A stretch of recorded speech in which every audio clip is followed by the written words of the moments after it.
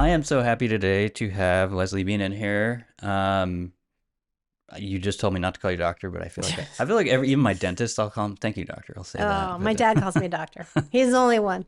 I just think because you're so accomplished, and like I was telling you a second ago, I going into this had this whole veterinary line of questioning I was going to ask you, but then I learned after listening to your episode with Kristen that you kind of dealt with like virus transmission from animals to humans and all this kind of stuff, and it's really interesting.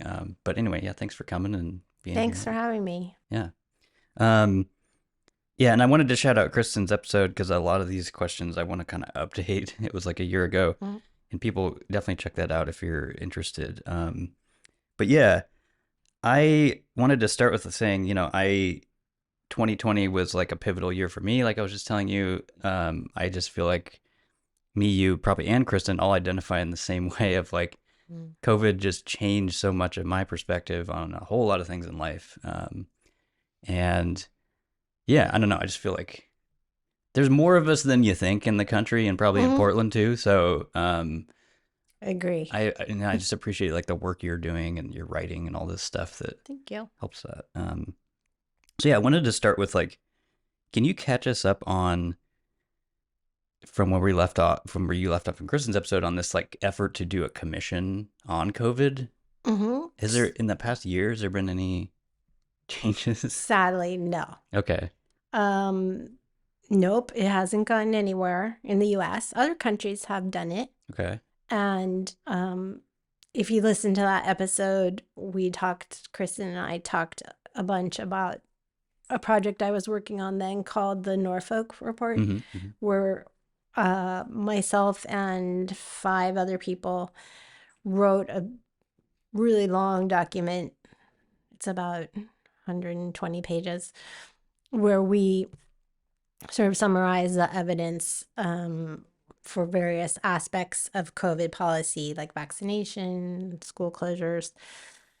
And then we generated a list of questions, and the idea was that somebody could use it. It's like for a COVID vehicle commission. Yeah, like a kind of blueprint. Like if you had a COVID commission, just like a 9/11 commission, you could use it as a blueprint. So that was the idea. You're trying to make it easier for lawmakers to do that. Exactly, yeah. Right. We weren't pushing any particular view. It was, about just asking questions. And the people who were involved in creating the document were very diverse in our views of. Yeah, I remember you're really adamant about it's bipartisan. We have exactly. It was not political. At that time, we were a little bit hopeful that something might happen, and I think I mentioned even back then there were some pretty powerful lawmakers pushing for it. Like Chuck Schumer. No, Chuck Schumer was the one who nixed it. Kristen Gillibrand and a few others. You were saying Patty Murray from Washington, and then also I think like a North Carolina senator as well. Right. So you had some support. Yeah, absolutely. There was, and some bipartisan support. But what I've heard from friends who are better connected in Washington than I am, which is zero, is that, Biden's people didn't want it. They kind of tried to squash it. They squashed it. Do you think that also there was like because I always think, and maybe this is my more conspiratorial mind of like, is there like big like Pfizer money or something behind all that too, to just be like, let's keep this like quiet for longer, as long as possible kind of thing? I have no idea. Okay. I don't even think that's necessary, honestly, because I think that neither administration was really interested in it. Right. Aside from any money behind it. Yeah, because like you pointed out, a good commission would lay blame on both administrations. Absolutely. Right? Yeah. Yeah. Well, and it was supposed to be a learning, not just blame, but going forward, what would we do different, right? I mean, obviously it will happen again. Yeah. So. Yeah, because one of my questions was, hopefully I don't bounce around too much here. Well, first of all, because I hear this a lot now, like The Atlantic did a big thing on this, I think. Do you think it's reasonable?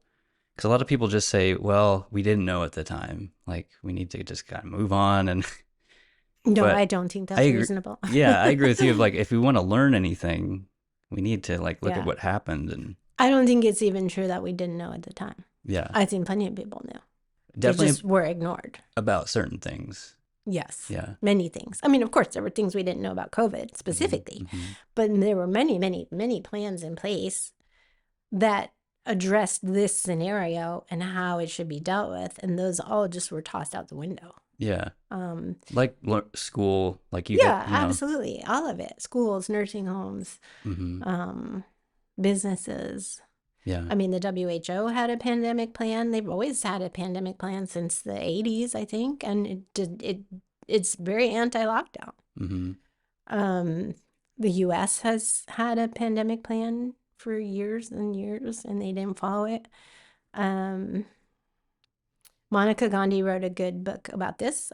She wrote after the pandemic. Okay. It's called Endemic, and talking about how our pandemic plans were really ignored, Yeah. specifically around children.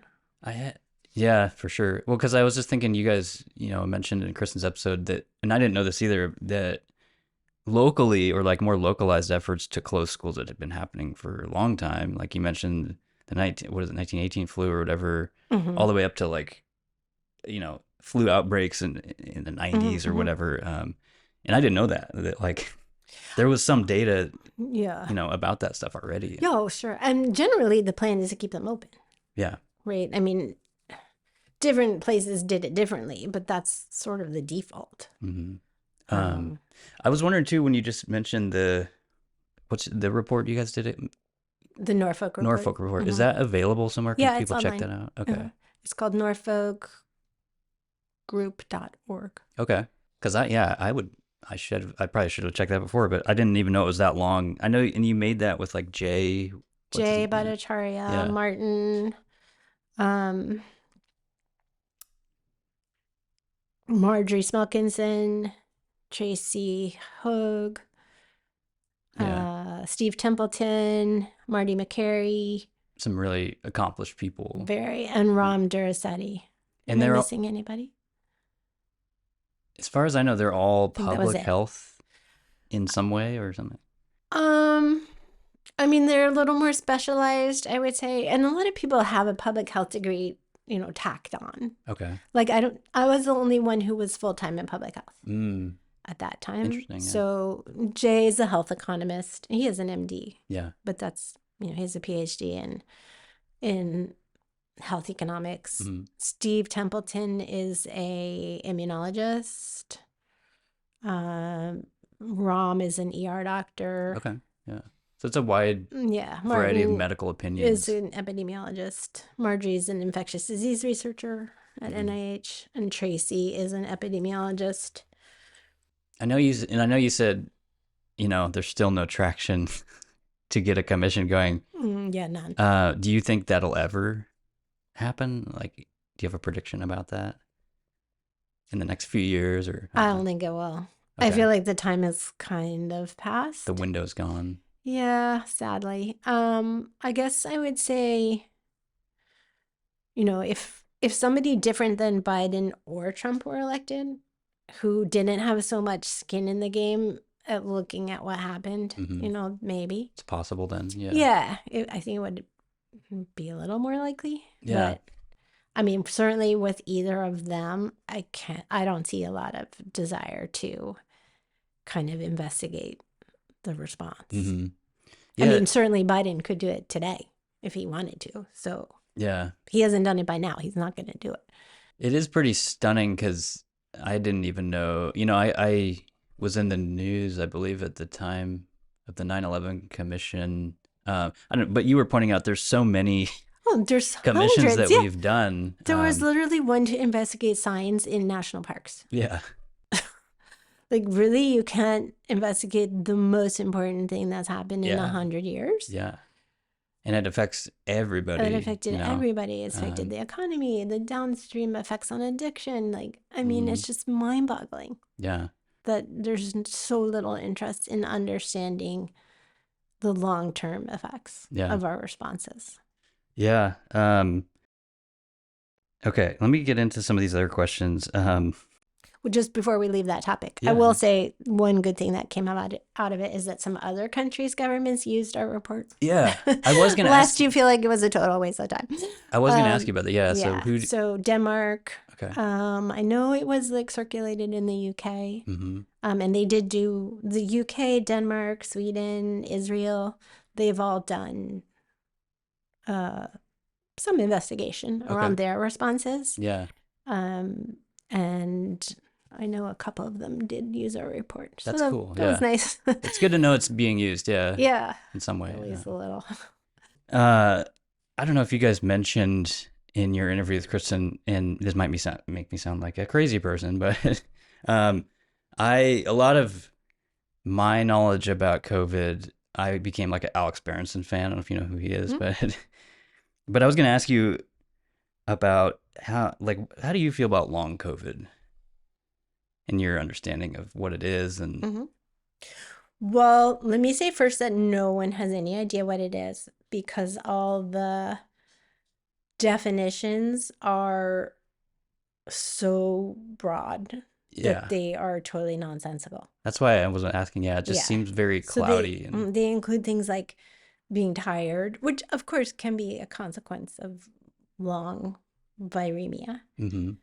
But in and of itself, like if you're tired after you've had a virus, is that a syndrome? Or is that just normal? Like you've been sick. Like I have a cold. I have some virus right now. Yeah. Like, yeah, I'm kind of tired. Do I have long RSV? Probably not. Yeah. Right? Like, so. Kind of, you can't do it by just collecting symptoms and saying. Yeah. So the catch-all of the symptoms is such that anyone on any given day would qualify. Right. Right? Like post-COVID.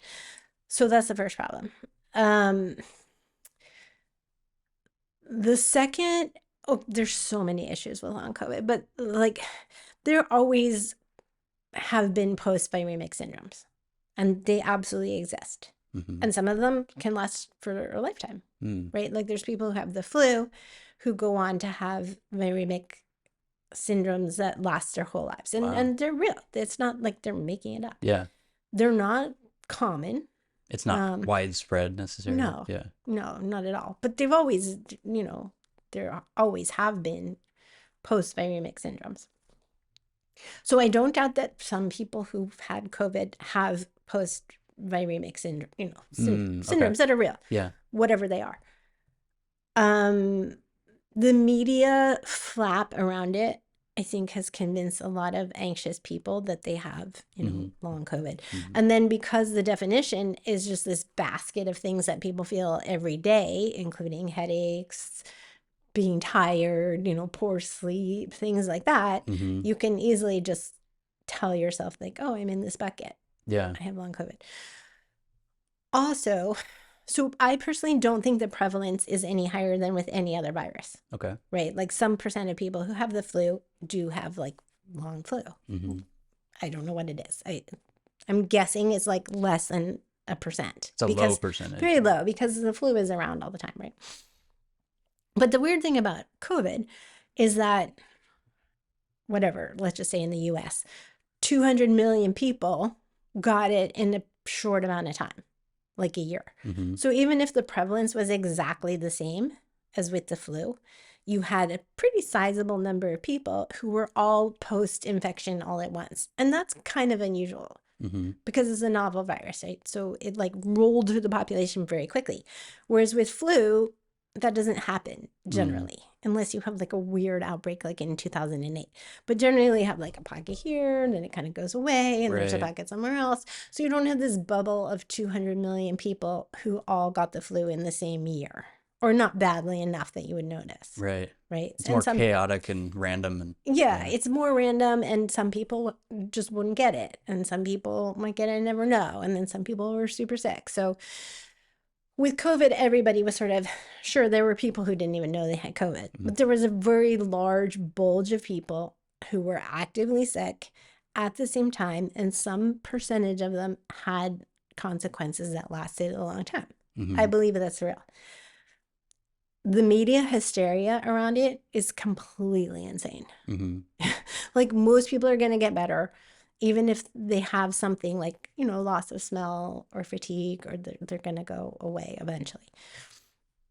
I don't understand this desire to kind of hold on to it as if it's like this there was one media report that referred to it as a mass paralyzing event. Literally, that was the Okay. words they used. Wow. Like, do you see a mass paralyzing event? I don't. Yeah. Like, that's ridiculous. And there's also, sadly, a lot of funding for it. Yeah. A lot. That's And what it that's seems like. driving, to me, To a lot of study the, it yeah, and yeah. study drugs to treat it and stuff. And Mm-hmm. The yeah. NIH set aside $1 billion You're saying for long COVID or? for long Yeah, COVID. yeah. Long COVID alone. Wow. $1 billion. So of course every university is thinking like, oh, we need some of that long COVID money. Mm-hmm. So we'll set up a study. So that's like driving the bus in a lot of ways. Mm-hmm. Yeah, it's just one of the reasons I asked this because, like, yeah, I generally feel like it's kind of bullshit, but I also know people that, like you said, they even like family members of mine that are like, I still don't have my sense of smell, and I don't know what that means and stuff. Right. But it's interesting Yeah. you say eventually that'll kind of go away. Yeah, I think so. Probably. Yeah. So, like, yeah. Yeah. I mean, I think the whole brain fog thing is pretty blown out of proportion. Yeah. Even when I hear stuff like that, I'm like, what does that mean? I have brain fog multiple times a day. Yeah, I Like, have I it just until I forgot drink my Vinay's caffeine. name. Yeah, you know. Yeah. But I do think there are some small proportion of people, as with any virus, who do have long-lasting and serious symptoms. It's just a small percentage. Very small percentage, and we don't really know what they are, what exactly is associated with long COVID, in part because, like I said, the bucket is so ginormous that it's kind of hard to pick out the real things. Yeah. Because like, when you have these real generalized symptoms yeah, that could be, I don't know, properties of other right, things of that anything, person's doing. like depression. I mean, like they count depression and, insomnia and things like that, that in my opinion, probably more related to anxiety or other mental health stuff than COVID, but it would be nice if somebody investigated more precisely. Also, all the mechanisms that have been proposed to explain it, I think, are ridiculous. Okay, what do you mean mechanism? Like people have said, oh, it causes this neuroinflammation. There's like no evidence for that. And that's like brain swelling or something? Or well, any nerves, yeah. Like nerve swelling, could be peripheral. Gotcha. Like people say like, oh, I have like, aches all the time. That kind of thing. So could that be like nerve inflammation? I mean, I guess it could be, but there's no evidence that it is. Yeah. So like the mechanistic explanations are not good. Yeah. They just haven't been verified. I just always think of like those late night commercials about, it's like a lawyer commercial of like, do you experience these symptoms? Right, and that's what I think of when I think of long COVID. Maybe that's wrong, but I don't know. Yeah. Well, it's sad because the sort of media hype and hysteria is probably making the research worse. Right. Because like if you want to enroll in a long COVID study, the enrollment criteria are like, do you ever lose your train of thought? Yeah. I think everybody really? does. I've lost mine like 10 times this morning. Yeah. Like, I mean, yeah. So, but so those people, if they read that and enroll, they're just a person in the study who's now making it very hard to actually understand what people who might truly have long COVID are experiencing. Kind of tainting all the data. Exactly. Your data just became pretty crappy. I was going to ask before we go too far, because I was just so curious about your experience with, like I said, like animal to human virus transmission. I just think viruses in general are really fascinating, but like how do you, I know your career has been like all over the place and you've done some amazing things, but like how did you get into that specifically? And through my mentor in vet school. Okay. That's right. Because you said you were like treating horses at the time. And I started off wanting to do equine medicine, but as soon as I got to vet school, I kind of decided that wasn't for me pretty quickly.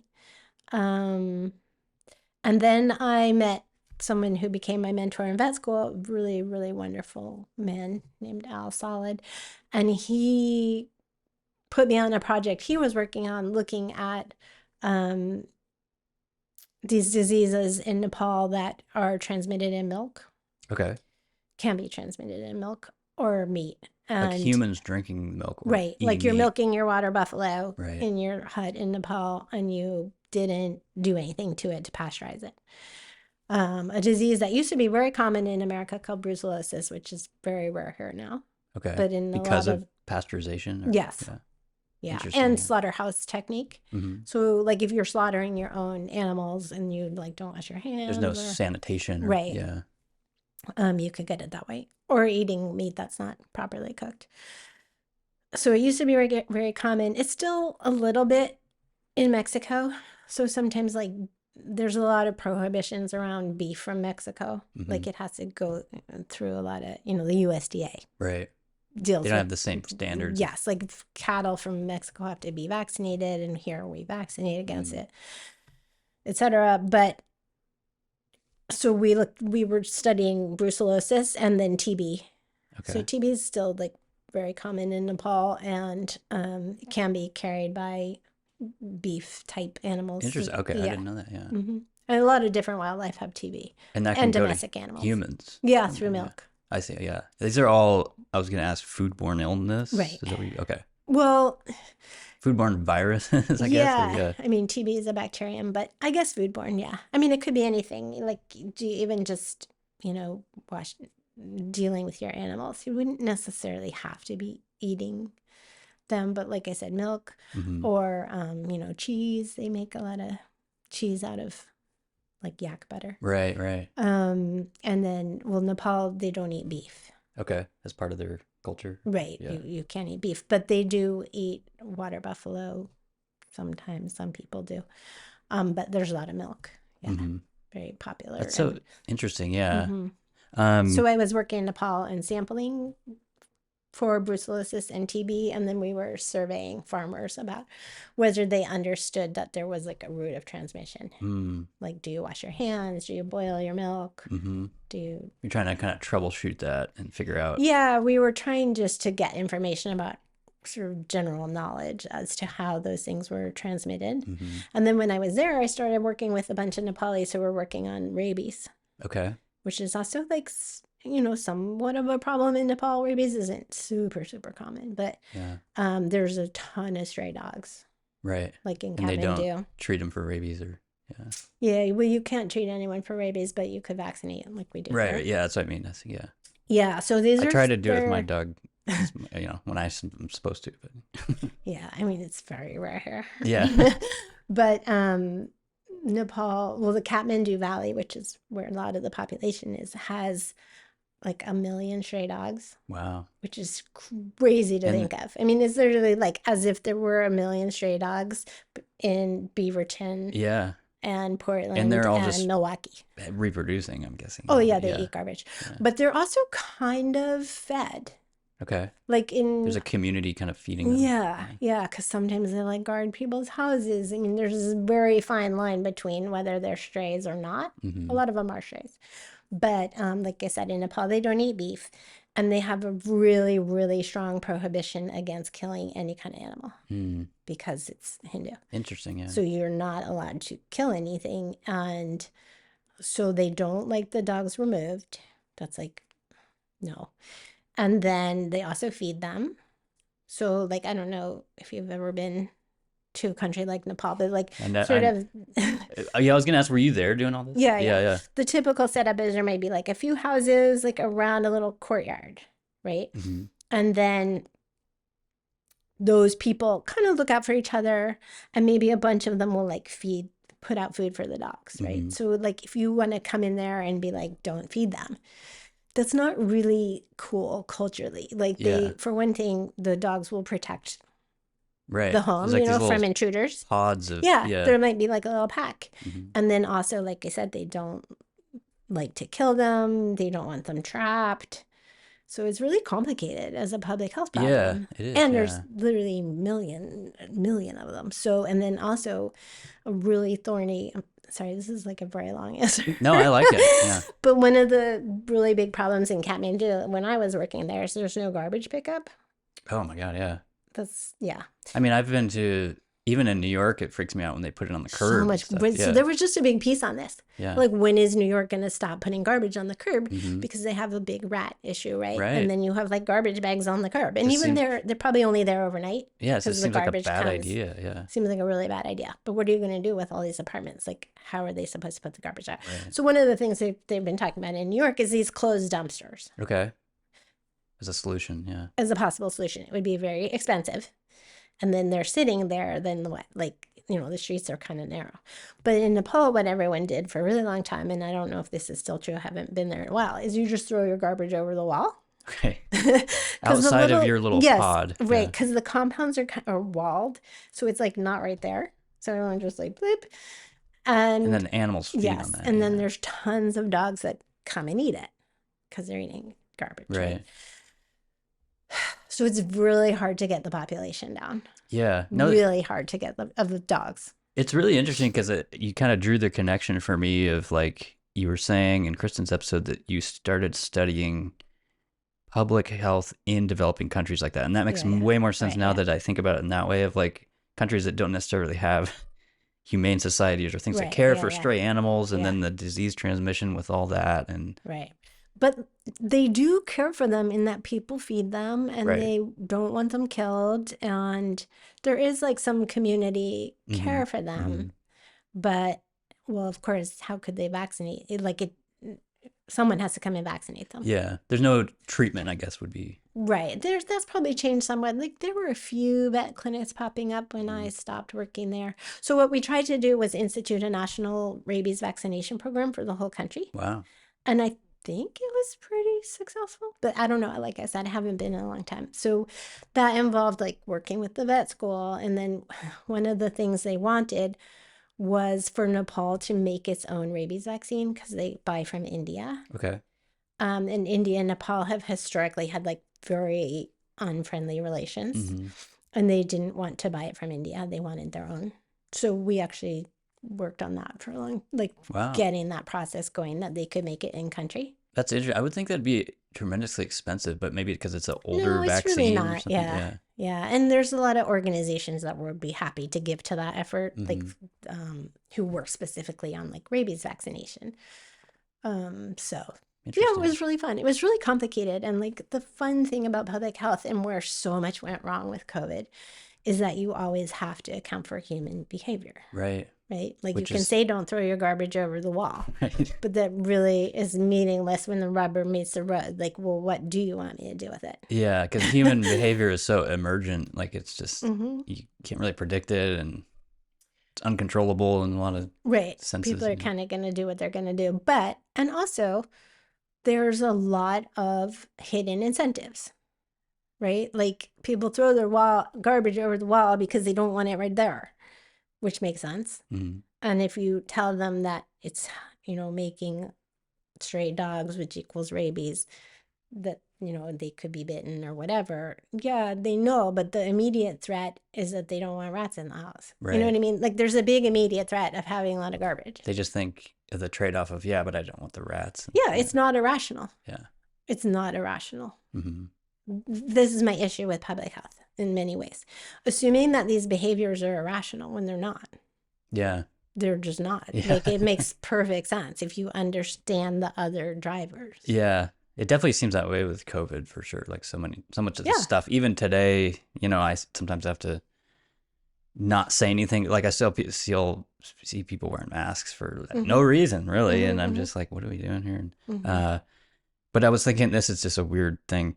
I learned when I first moved into where I live here, this neighbor doesn't live here anymore, but I had neighbors who did not pay for a garbage account and would just stack their garbage out here. right. And I learned that it's not required and you don't. I know, isn't that crazy? And I was like, that is weird. But luckily, I guess that's not a big enough problem to like Nepal. Or What do they do with it then? They stack it, It and would- what happens to it? yeah. I mean, it was a problem at the time, but it would just be all over my Like neighbor's it- yard and stuff. And, Oh. and they actually had stray dogs as well, and they would kind of eat that right, stuff. yeah. But it was Yeah. bad. I mean, even masking, people have their reasons. I mean, I agree with you. When I look at someone masked today, I'm like, why are you wearing a mask? Yeah. But like, if it soothes their anxiety, that's a reason. Mhm. Or to me, a lot of people masked to show that they were Democrats. Yeah, it's more of a And symbol. yeah, Yeah. so, they had their reasons. They're not necessarily the same as mine, but Yeah. just looking at it and being like, you're crazy. Like, that doesn't Yeah. solve anything. Yeah. And I don't like shout at people. It's just funny. Sometimes I'll just see that and be like, wow, that's still, I don't know. I think it's the second reason you said mostly. I saw somebody, I think yesterday in New Season's a worker there, and I was just thinking, most people, I think they're still just like, I'm still defending that I was right about all Right, this, and exactly. and that's fine, whatever, I know. I always had this joke during COVID with my partner that I said, can't we just give out hats that say I voted for Biden? And then they won't have to mask. Be a little easier. Yeah, Yeah, and then they'll yeah, just have a hat and I can talk to them. yeah. This kind of ties in. I was gonna ask, like, and maybe this is another Alex Berenson thing, but I always feel like, what have we learned about respiratory viruses after this? Because it doesn't seem like a lot's changed to me, but Did we learn anything we didn't know before? or just in terms of how we try to mitigate and control respiratory viruses. And I know they can be That's a good vastly question. different from each other, but Yeah. I mean, that depends a lot on, well, how infectious they are, right. obviously. I mean, and Vinay Prasad, who's, like I said, his work is on what's the evidence base for interventions. And he has said this many times, like even things like air filters and like room filter, he would say, I think there's just no evidence that they do anything. Interesting, yeah. It's kind of like, what's the downside? Mm-hmm. Go ahead. Although I've been in rooms where those things are on and you can't hear a darn thing. Just because Like it's these loud? teachers put them right by the desk. Yeah. Yeah. And there's like this giant noisy fan thing. It's like, can any of the kids hear you? Right. Well, that's what I immediately thought of. I know a lot of public schools, that was a big part of their money, was like, we're going to put in these air filters and... Yeah. So, I mean, the thing he would say, and I agree with, is that there's no evidence either way. Okay. I mean, maybe before we spend millions of dollars, wouldn't it be kind of nice to know? Mm-hmm. And people have also devised these like UV light filtration systems, right? That supposedly like kills off clean the air. Yeah. Again, I've never seen any compelling evidence that they do anything. But it definitely, I guess. Yeah, you guys talked about this a little bit. It definitely seems like we learned a lot about, or hopefully learned a lot about, different people's own immune systems and how they deal with any kind of virus, I guess. But I mean, one thing we learned is that keeping humans away from each other has a detrimental effect on their immune systems. Oh, really? Okay. Yeah. Like just social interaction. Exactly. Yeah. And Marjorie Smilkinson, who was part of the Norfolk Group with me, she and I wrote a piece that was published by Slate called, well, we don't, as you probably know, the authors never give the title, like the journal or actually, yeah, you have like no title. Because I know, you impressed me because I know you did stuff for The Hill and a lot of different publications. Yeah. So but they always write the title. Yeah. Okay. I was talking about this on my Substack. I just started a Substack. Mm-hmm. I was gonna. I'll plug it too. Yeah, for sure. Yeah, it's called Something to Read. Okay. But in the first one, I just started it. I was seeing that. I always, whenever I placed pieces at the Wall Street Journal, I would be like on tenterhooks before it came out, because to me they gave them inflammatory titles. Yeah, well, it's scary nowadays because a lot of people just read the headline and you don't, right? And it's the journal, so they tend to give them sort of headlines that, in my mind, sort of code conservative, right? Which I'm not.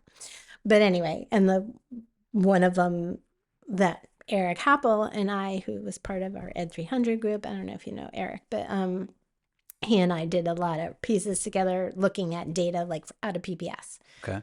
And we wrote a piece saying that PPS needed to stop quarantining these whole classrooms every time there was a COVID case. Right. This was like April 2020 or 20 after they reopened, so that'll be 2021. Okay. Yeah. Anyway, and we placed it at the journal, and then it came out, and the headline said it's madness to quarantine school children. And I was just it's a little too general. Yeah. God. I'm just going to be so hated in my department. But anyway, but now I'm like totally fine with it.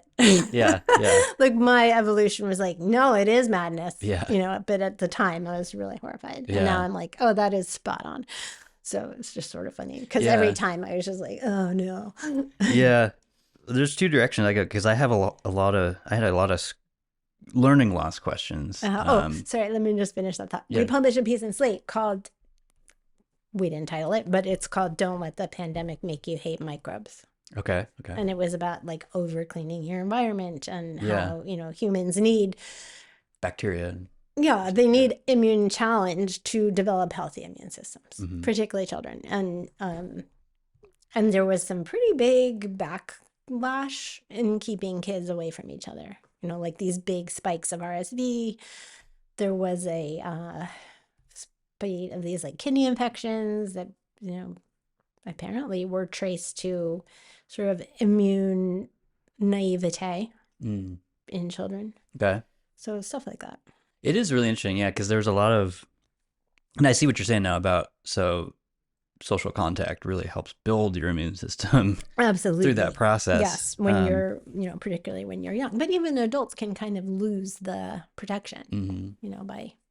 Yeah, because one of the things that you said on Kristen's show that was, I mean, there's a bunch of stuff in here that was shocking to me, but because the whole grandma killing argument, you just blew my mind with like, actually households can actually see increased protection from the kids being in there because I believe what do you call it, the receptors, the lack of those receptors in the lungs and stuff. Yeah, and I think I don't remember if it was out by the time I was on Kristen's podcast, but there was a study in Germany, I believe, showing that old people who had little children in the house actually did better. Had better protection. Yeah, that's just crazy to me because there's still, I don't know. And I think with a lot of younger people, it's just a comedic thing and they'll still kind of make that point. But it's just like, there's so many line of thinking like that people still have in their brain. And it's like, did we learn anything? That's why I want to see this commission, this postmortem thing. Well, I was accused of being a granny killer many times. Really? Oh, yeah. Like you personally? Me personally, yeah. Because I was advocating for open schools. Right, right. You're going to kill the grannies. It's just, yeah. It's like, but the grannies are the ones doing daycare. Yeah. So actually, they were probably better off. But yeah. But at the time, it didn't even make sense because like, where do you think all those kids are? It's just such an important point. I want people to know because it's just like, yeah, I think, I don't know. I didn't know that, and it makes sense. Like in this, we were just talking about immune systems in that sense. You know, like healthy immune systems, keeping all that stuff. Let me see here. I was also thinking. I had forgot about this until you brought it up when I was listening to your previous show. But this is how 180 I did. I used to look at those models you guys were talking about. OHSU used to do them, I believe. WSU. You see my eye roll. Yeah. I know. Was it Washington State University? There was a big one that they would look to them for. I think it was at University of Washington. Sorry. Big modeling center there. Yeah. But. And you were saying that OHSU kind of guided Portland as far as closures and all that stuff. Oh, and, yeah. And it's just crazy because the whole state. Yeah. When I used to look at these, this is like in March of 2020 before I had like flipped a lot of my thinking. But I would look at those and actually just look at them as truth and be like, really? Maybe next week we can, come down and whatever. But it's just so dumb to me now to look at those and to think that they were any kind of barometer. Yeah. Yeah. But talk about that for a minute and it's just crazy that we looked at these models and used them for so long. Really crazy. I've always wanted to write a piece about modeling. I did write one actually, and then ended up not sending it out. But and I was so the way we did the Norfolk Group was we kind of broke things down. We divided the work like, okay, you two will take this chapter. Okay. Based on people's expertise. And then we all came together and like fought about what was in them for like 2 months. Because we said from the beginning that everyone has to agree to all the content. So it's really rigorous debate. Yeah. If somebody disagrees, then it's got to be hashed out. It's not just like, oh, you'll write the vaccinations section and I don't care what's in there. Right. That was just kind of how we started. But Jay and I did the modeling section. because I had looked into a bunch of the modeling and, was like familiar with what happened in Oregon. And then also like UW's model was so far off. Really? Yeah. Oh, yeah. I mean, it was just terrible. And the very first piece I ever wrote with Eric Happel and Monica Gandhi was called Use Real World Data, Not Models, to something school closures. I can't, or to guide policy on schools or something. I can't remember. It was in Stat News. And we talked about this very thing that, the models that Oregon was using were completely wackadoodle. And then when they didn't pan out, everyone just kind of was like, well, moving on. Like they never went back and said, well, clearly there's some major things wrong with our model and maybe we shouldn't keep using it. It was just like, oh, well, that peak didn't really happen, or like everything was, it was just kind of like brushed under the rug. They just keep using it and think, oh, well, like. Yeah. I mean, it didn't ever seem to go, there's something, this model is garbage. That was the truth. And then even would revise the model, like the model and its outputs were online.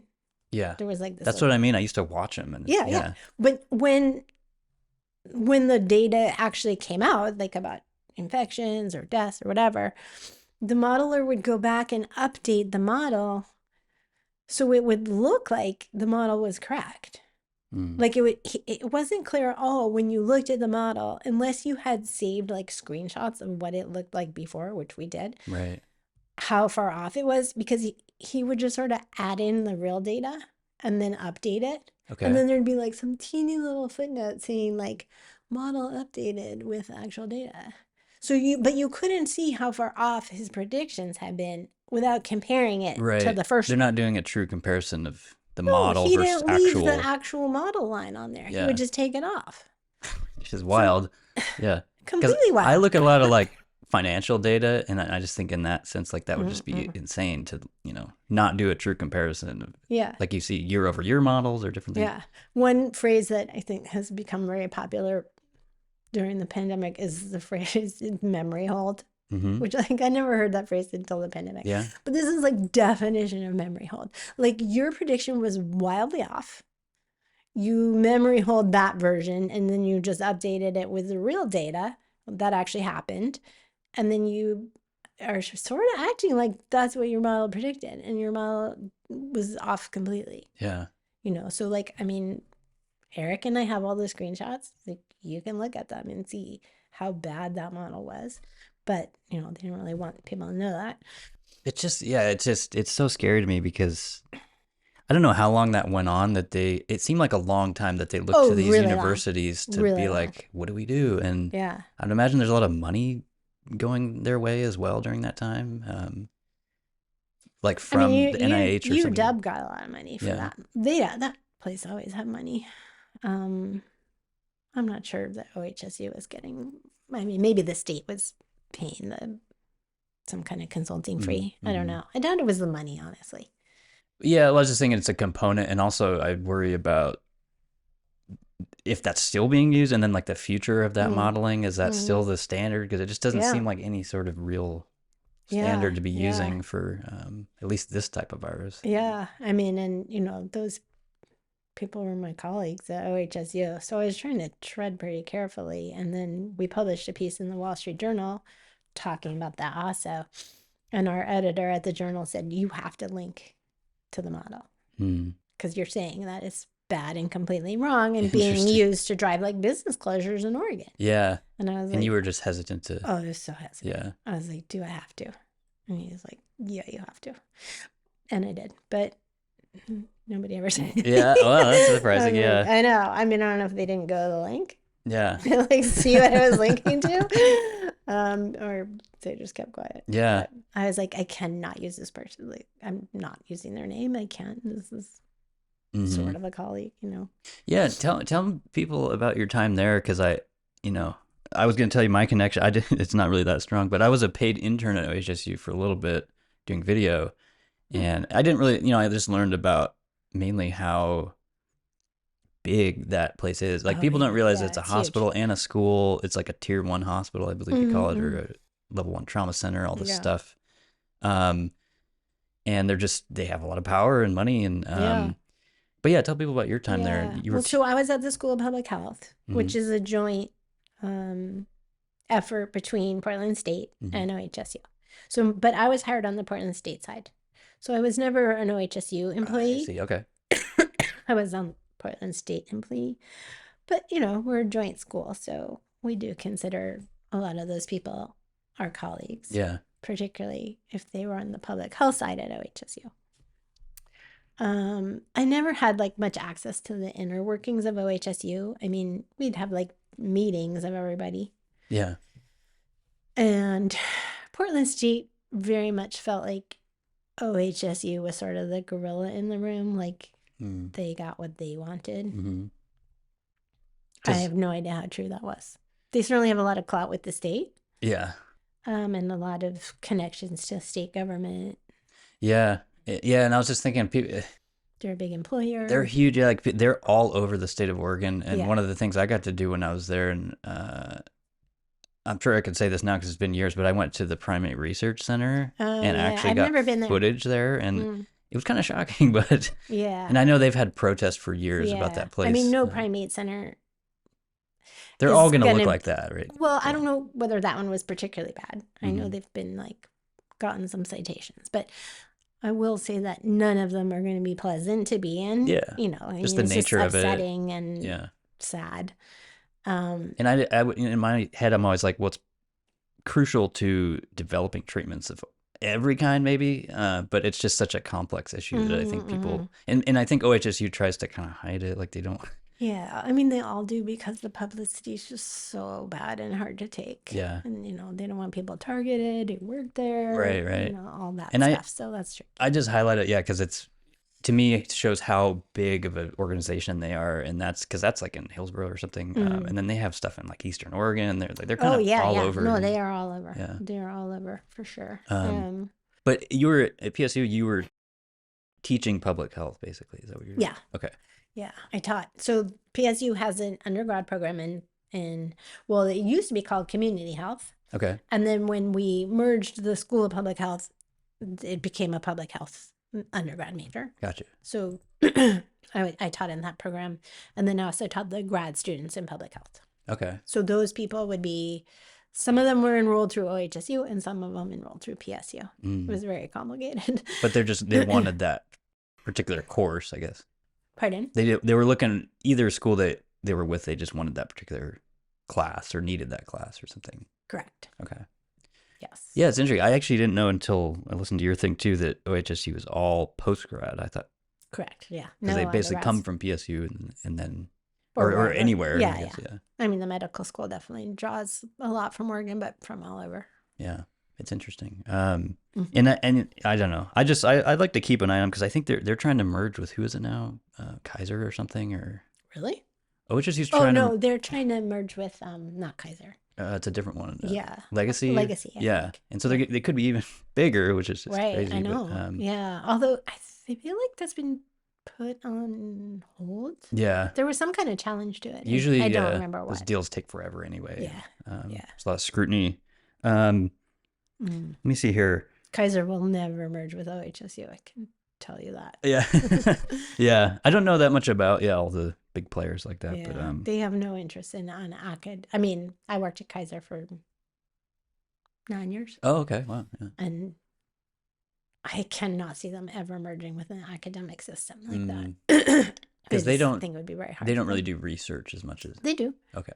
Yeah, I worked at the Center for Health Research at Kaiser, the one here in Portland, and then they have other research centers, in California, Colorado, DC. But what do you mean when you say that they would never? I mean, because Kaiser's model can't be transplanted easily to an academic medical center. Okay. It would just be very, very difficult. Like the Kaiser, it's an HMO for one, you know what I mean? Like just because it's merged with their insurance. Right. I see. It's like vertically integrated. Yes, it couldn't be put into an academic setting easily. So Kaiser started their own medical school. Okay. in Southern California. But Oh, that, okay. because it's Kaiser from the start, then it's just completely different. Mm-hmm. You know, it's, Yeah, it's all one. I mean, I guess never say never, but I would personally be shocked. Yeah. Yeah. Yeah, it's interesting. I don't know much about that stuff, but I I just interned there and I would stand like around the campus and like try to interview man on the street or Oh, people really? on the street and just say I don't even remember what I was asking, like something about how do you like OHSU's pillars of commitment or what I don't even uh, remember. It's been a long time, but so it's like over 10 years ago. Did anyone talk to you? Or were they like, no? Occasionally, yeah. I'd have to like get permission and then Yeah. record but I got to take the tram a lot, which was Oh, that's fun. yeah. They got a lot of crap for that tram It's a little yeah. because the state paid for Yeah, it's a very ton of it. expensive So and expensive. it's one of those things. It's fun for like kids and stuff, and I'm sure it helps employees there. Yeah, But because there's no parking up there. yeah, the parking is So extremely limited. yeah. So Yeah, from that perspective, it's good because there's hmm more parking down by the waterfront. yeah. But yeah, I remember the controversy. I was working in the news at the time, and like it probably still happens, but sometimes if it's I think weather dependent, they'll lock up, and you know just have certain weird problems with it. And but yeah, it was controversial. Uh, I wanted to before we move off the COVID stuff, highlight a couple more things. One of them was, you know, we talked about the grandma thing, but you were really adamant that age, or maybe Kristen was adamant, age is by far the biggest factor with COVID. And, you know, the CDC just revised this whole isolation period thing, saying like, we just treat it like the flu now. And when I was thinking of the flu, I think of the young and the old, but this with COVID, it's pretty much just the old as Yes. far as factors, right? Correct. I mean, I guess if you're a premature baby, you know, old and or extremely frail. Okay. Yeah. Because I just, it's important to me because it drives me crazy. You know, I don't know. Hopefully it's not just the women on the View, that TV show, but there's so many people that just have in their mind. I think even on the Supreme Court, some of the justices were saying Oh, Sotomayor. kids were She's just so taken out. And it's misinformed. like, No. how do people still have She that once said that understanding? 100,000 children had been hospitalized for COVID. Yeah. And it's Remember on, that? And everyone was like, it's you are so far on their off. audio recording. Yeah. You can hear her say it Yeah. in court and stuff. And it's Yeah. just like, wow. So I just wanted to highlight that because it's like, Yeah. there's still a lot of weird, you know, beliefs out there about this. Yeah. And, Sadly. yeah. Okay. So can we talk a little bit about, I mentioned you before the show about clinical trials in the US because I just have this idea, especially post 2020, that it is just a crazy kind of for-profit corrupt system, but maybe I'm wrong about that. I don't know. Well, Funded I mean, mostly by the drug companies or something like that, yeah, or I don't know if it's mostly, that could be. I'm definitely not an expert in clinical trials. Just say that up front.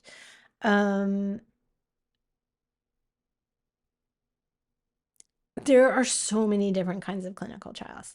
I agree that a lot of them, I'm sure there's a majority of them that are drugs and devices.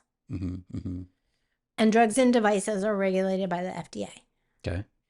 So in order to get FDA approval, you have to go through a set of clinical trials, right? So, I mean, that's driving a lot of it, which kind of makes sense. Like, that's not just that requirement is driving a lot. Yeah. And then, like, because approval is driving a lot of the clinical trial market, and it's expensive to do all that, right? So, yeah, like drug and device companies are going to be the ones who can pay. Because that's what I've heard. Yeah, because it is so expensive, they're the ones footing the bill because they have all this money. And yeah, that's true. Yeah, that's true. I feel like I'm like a shill for Vinay Prasad's lab. It's okay. But like Shout out to him. Vinay's lab is, what their work is doing is kind of examining those processes. I mean, he does other evidence-based medicine work, but because he's a hematologist oncologist. And so cancer drugs are a lot of, you know, the market because we have an old population. Right. It's a big problem. It's a huge part of, you know, what drives the pharma companies. And, you know, economically, you can make a cancer drug, unless it's for some really obscure cancer, you're probably going to be making money. Yeah. So his lab is looking a lot at, the basis for those approvals, like going back and looking at clinical trial data Okay. and saying, like, Uh, should that drug have been approved? retrospective. Yeah, I Yeah. mean, was there really a basis, et cetera? And one of the things that he's really upset about is that the FDA approves these drugs, or to some extent devices. Devices are more like in cardio, Right. right? Pacemakers and stuff like Yeah, that. not Yeah. pacemakers, but like other, I mean, there's bazillions of these, little devices, or maybe things like, if you have Parkinson's and you have an implantable, that kind of thing. Was the basis for approval solid? Yeah. That is, like, if you look at the evidence from those trials, can you conclude that the evidence came out on the side of approval? And I think he would say very often the answer is no, but they're approved anyway. Because yeah, even when you're talking now, I'm thinking of what's it called, Vioxx, and all these painkillers, and I don't know, Yeah, just stuff that yeah. makes it through and then ends up really devastating a lot of people. Yeah, I think that's unusual. I think it's more common that they just don't do anything. And then, the most recent, like, pretty big scandal in the clinical trial world is like these Alzheimer's drugs. Yeah, they're coming Right. out now, right? Yeah, Yeah. and one was approved by the FDA that, Vinay and other people said, like, the evidence was terrible. Like, why are you approving this drug? It's going to be bazillions of dollars. Insurers are going to have to pay. That gets passed on to consumers, because every time the insurers have to pay for an expensive drug, Rates they're raising go their up. rates. Yeah. So it's all just flowing downstream. Stop approving these drugs that don't work, that the public is paying for in their insurance rates. So, And yeah, sorry, go ahead. Yeah. oh, just in that sense, it is maybe just, it should be harder to get things approved. And Yeah. that's really with the FDA. Yeah. That lies at the feet of the FDA. Because And no one else. it almost seems like, yeah, like when you were just talking now, I don't know, does it seem like there's real pressure to just, I mean, obviously, there probably is from these companies to fast track this process to get approval and get it on the market. And because the Alzheimer's thing, this was just in the past few years, right? But I guess maybe they've been researching it for a lot longer. Yeah, I mean, a big one was approved last year. I think it's called Aduhelm. I mean, sure, right. They want to spend the least amount of money getting it to market as they can. And because it's expensive. Yeah. It's expensive. Yeah. Clinical running trials are expensive. They want to recoup and be able to sell it, and they want insurers to pay for it. And if the evidence isn't good enough, insurers will say no, right? Like, we're not paying for this. They have a lot of power to manipulate the data. The companies or the FDA? Oh, the companies. Yeah. So, I mean, that's where, like, Vinay's lab is, he's looking at that. Yeah, because what the ways that they manipulate clinical trials are, for example, you have your the intervention arm, like the people who are getting the drug, and then you have a choice of, like, what's going to be the control arm. Right. Right. And they can pick that control arm. Well, to some extent. I mean, the trial has to be approved. So they can't just be like, yeah, we're giving these people carrot juice. Like, that wouldn't be approved, because it has to be, the control arm has to be at least the quote unquote standard of care. Right. That is, if you presented in my office with Alzheimer's, what would I give you? Yeah. I mean, in the case of Alzheimer's, it might be nothing. Current care, yeah. Right. Yeah. But you can't give people things that don't work, or that, they would be worse off if they weren't in your trial. Right. Okay. So let me just take a different example. Say you're, like, looking at a new anti-inflammatory, and you enroll in a trial, and you're going to get this drug A, the intervention. And if you're randomized to the control arm, you're not going to get nothing. You're not going to get aspirin. Let's just say they said, like, okay, you have arthritis. We're going to give you this arthritis medication that's already on the market. Okay, fine. What Vinay says is that a lot of times in the control arm, they're not actually giving what would be the standard of care. Interesting. They give kind of like a shitty version of it to make the drug look better. Disparity. Yes, exactly. Interesting. And he's like, look, if you walked into my office and you were presenting with these symptoms that you enrolled in the trial for, I would not give you this. Mm. That would not be doing my duty as a doctor. I would give you like a combination of this, that, and the other thing, and also prescribe, you know, echinacea or whatever, you know what I mean? Yeah. So that's one issue. So they can manipulate the control arm so that it's not really like the best. That makes sense. Yeah. Because I see what Mm-hmm. you're saying. They have to kind of submit this Right. study in Has to be like good advance, enough to get past the whatever. but then they can, yeah, Right. in that control area, they can kind of do almost whatever they or not. I don't know. Yeah. It's a I lot mean, looser. they can't do anything. Like it has, Yeah. you have to give those people who have whatever the condition is something. Something. Yeah. Um, when you're looking at drugs to treat like heart failure or whatever, right? You're not Can just it? going to be like, have fun with your heart failure. Right. Yeah. Can Um, it be placebo? Is that technically a? it could be if you're treating a drug, like say you have a new drug, and like say an Alzheimer's drug. I mean, there is so little that works against Alzheimer's. Right. It's entirely possible some of those trials are set up to give placebos. I don't remember what they were doing in that case, but yeah. Interesting. Yeah. Like if you have something that there's nothing that works for. Yeah. Then that's a valid. Yeah. Kind of thing. Or like a supplement where you're not like killing people. You know what I mean? Mm-hmm. You could give a placebo. Okay. So one of the issues with all these COVID trials is that the very first trials, some people were given placebos. But they were very small. Very small.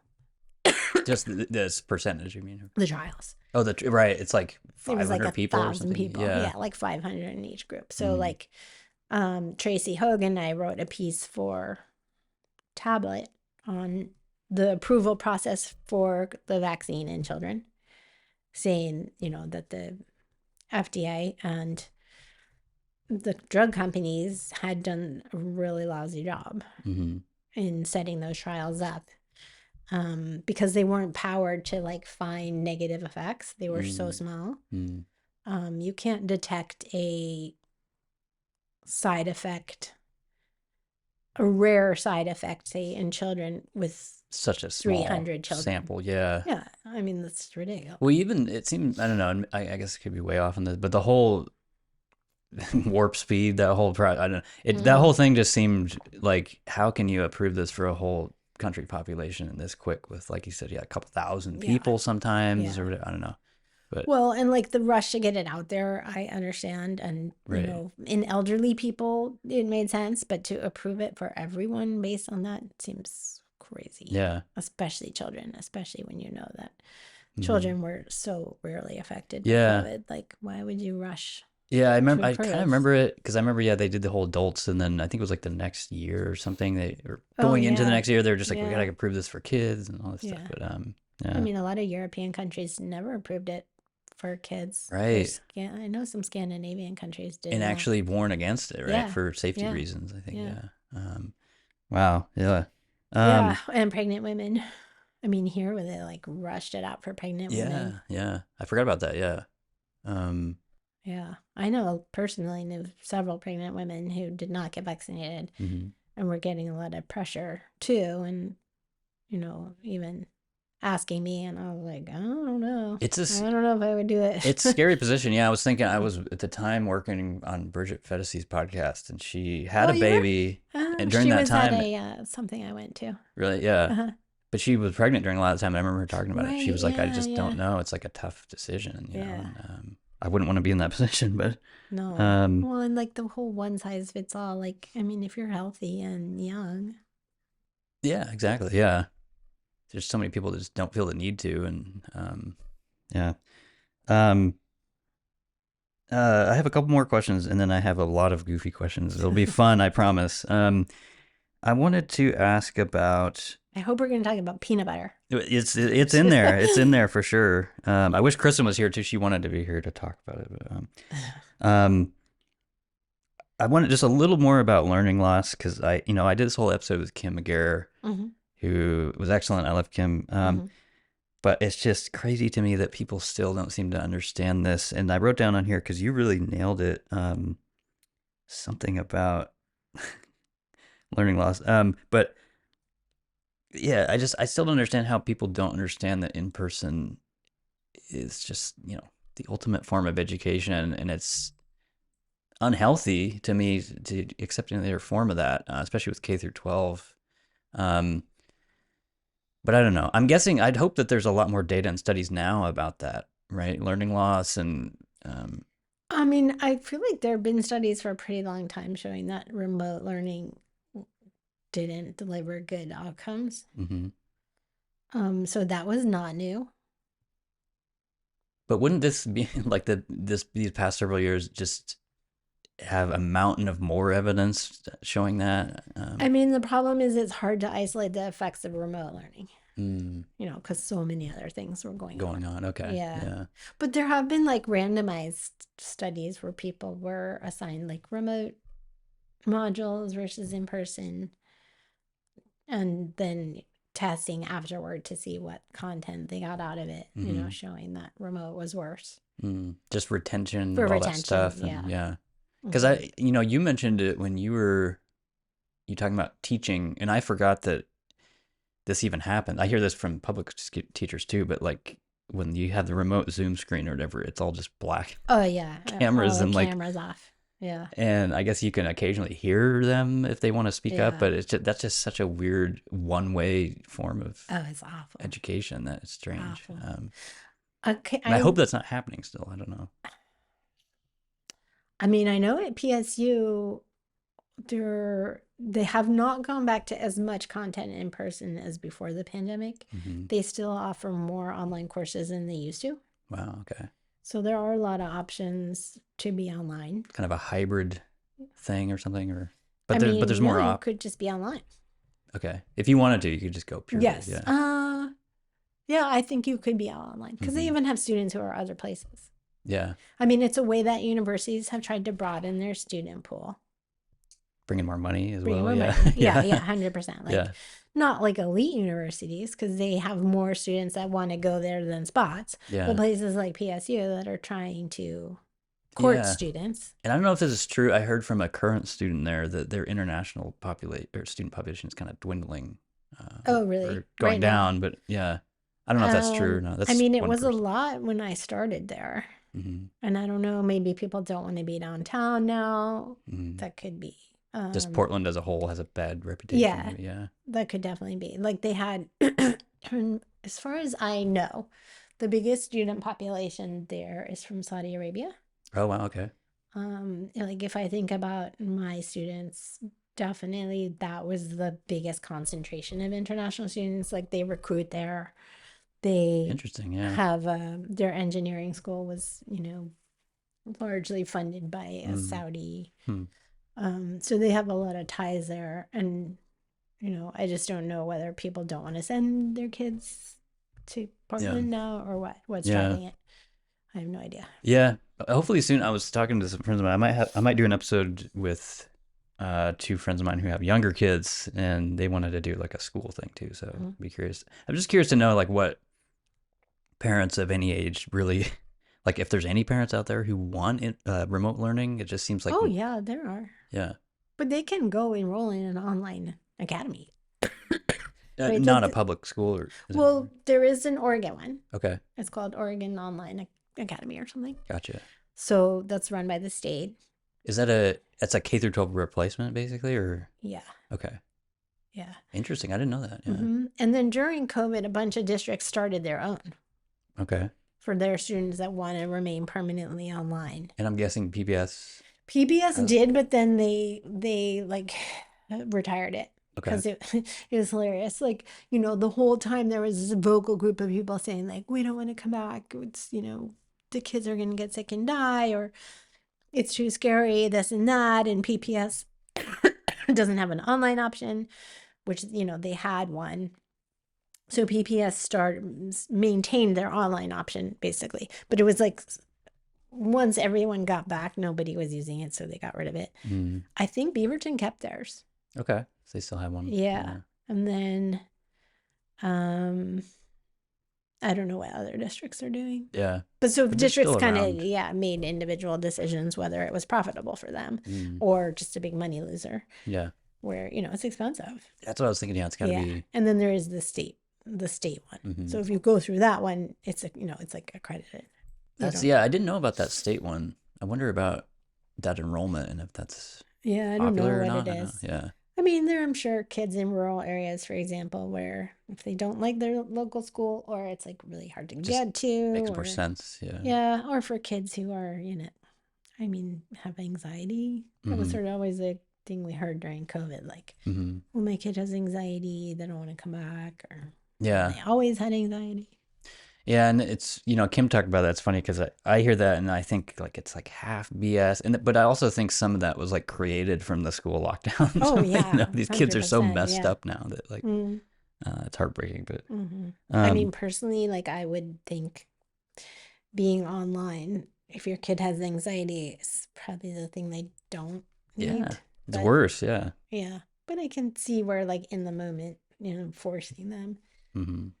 to go to school feels like not great. Yeah. I have a couple of friends whose kids have done the state one, and they felt like it was a good fit. Hmm. Yeah. It'd be weird. I don't know. I was trying to think if I was that age, if I was kind of a tech nerd. I like the computer, so maybe I would have been into that. But I don't know. It's impossible to say. I grew up in Yeah, a time with like the flip phone had just come out, and it was so different. We didn't have yeah. Well, how smartphones and old all are this. you? I'm 37 right now. Oh, Yeah, baby. yeah, coming up on 40, but I mean, this was not an option when I was a kid, needless to say. yeah, yeah, it wasn't close. Yeah, No, um, no, nothing. There were some kids I remembered who probably would have flourished in that environment in an right. online school, but Yeah, wasn't an option. yeah, it's interesting. I didn't know they had that. Can we talk a little bit about OHA? OHA, yeah. Yeah, I mean, and I'm not privy to their inner workings, obviously. yeah, but just like during this whole time period we're talking about, like, um, you talk about your commission idea in the paper you wrote and everything helped write. I've always been saying like I think the state at least, or states at the state level should be doing their own Yes. kind of thing, Yeah, we audit. talked about that in our paper too. Mm, Like states could do and should do yeah, the same thing because a lot of those decisions were made at the state level. yeah, Some of the very worst decisions were it made at the state absolutely, level. yeah. And I want to say the OHA director stepped down. What was it, a couple years ago or something? And Yeah. um, it just seemed like a mess to me. And Yeah. I don't know. Yeah. We give them a lot of money, and Oh, so much I see money. them So posting much money. ridiculous marketing graphics all the time, and I just think, where's this Their money going? Like, what? their media budget, I forget what it I mean, is. they have I knew it billboards at and all one this stuff. time, but Yeah. oh yeah. I mean, every time they send out some little flyer, like Mm-hmm. yeah. I mean, the OAJ has a really long history of poorly used money, Mm-hmm. I would say.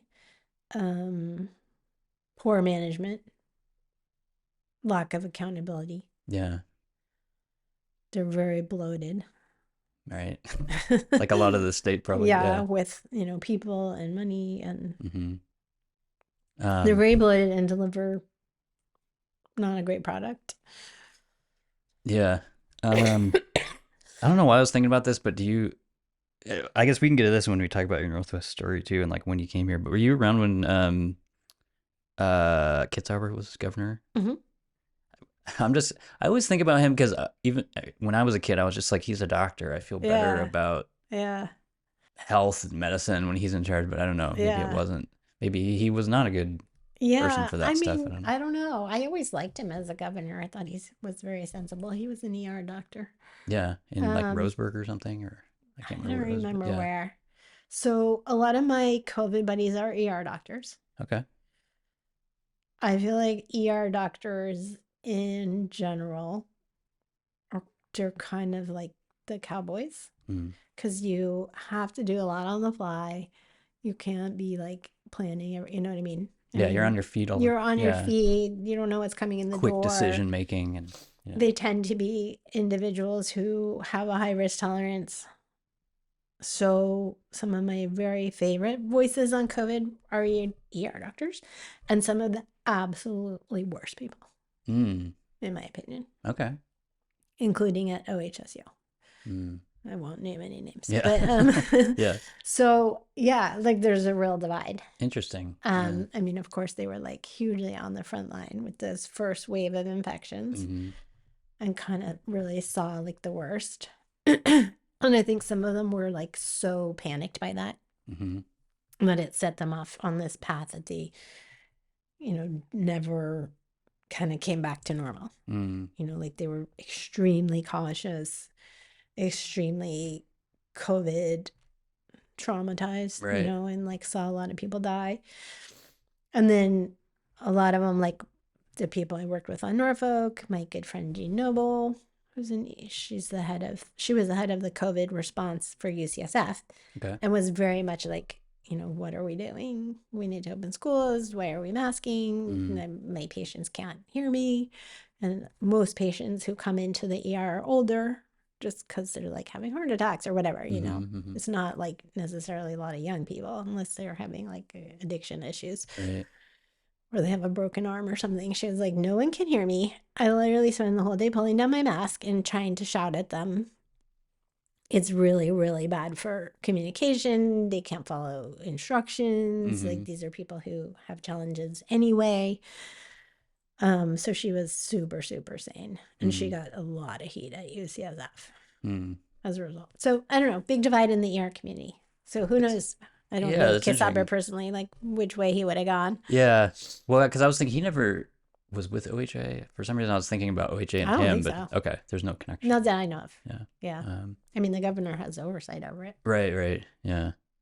Um, cool. Let me see if there's anything else here. Oh, the one thing I wanted to ask you before we kind of get into these sillier questions is, what do you think about public health today in 2024? Do you think we've regressed, or do you think we're in a better place than Then, in 2020 or post COVID? Are we mm, better or worse off? I guess I'd say overall worse, Okay. just because I think so much of the public has not regained trust. Mm-hmm, mm-hmm, Um, I think there's just been a big split in the community, like kind of like the ER people. Some people kind of said, like, whoa, it's really bad that nobody believes us anymore. And we should work to, restore trust. yeah, like Yeah. get those people back and Mm-hmm, show we're not totally crazy. mm-hmm, And we understand the idea of like downstream consequences. People like Jay or Martin Kulldorff, who do both have a public health role. mm-hmm, Um, but like the public health community came out so hard against them mm-hmm. that I feel like there's a pretty big rift. So I don't know.